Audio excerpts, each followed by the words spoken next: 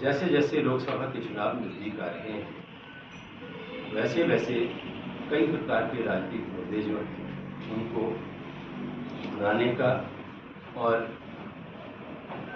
उसमें छूटा नहीं। 10 साल पूर्व देश के अंदर बदलाव हुआ और बहुत एक आशाओं के साथ देश के लोगों ने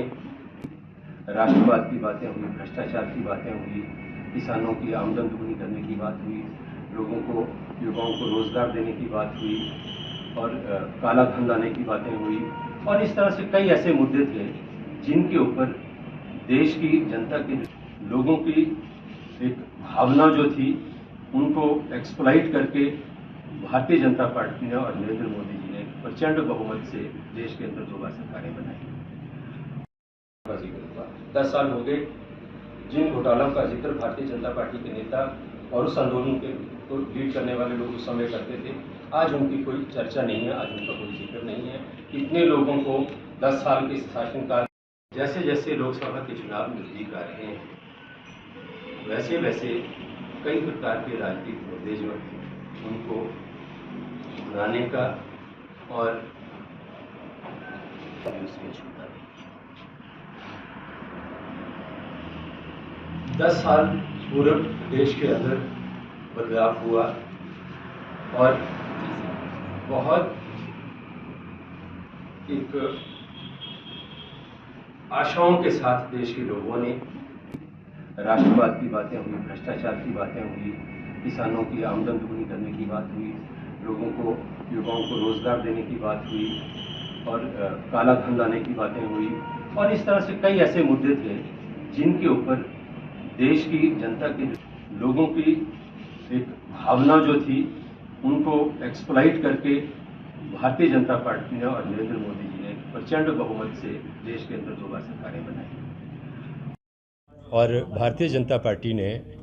10 साल पूर्व जब देश के लोगों से अपने पक्ष में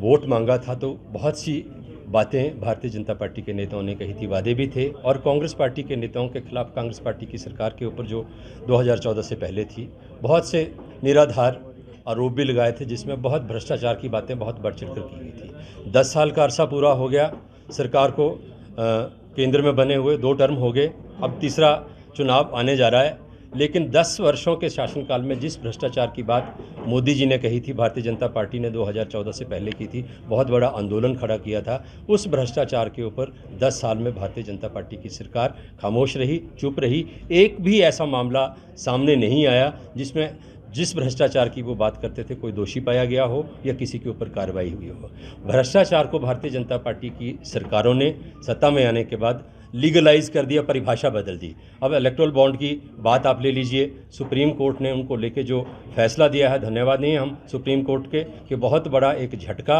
इस तरीके की लूट जो थी उसको सुप्रीम कोर्ट के फैसले से लगा है। तो जो इलेक्टोरल बॉन्ड थे इनकी नीति बनाकर भारतीय जनता पार्टी की सरकार ने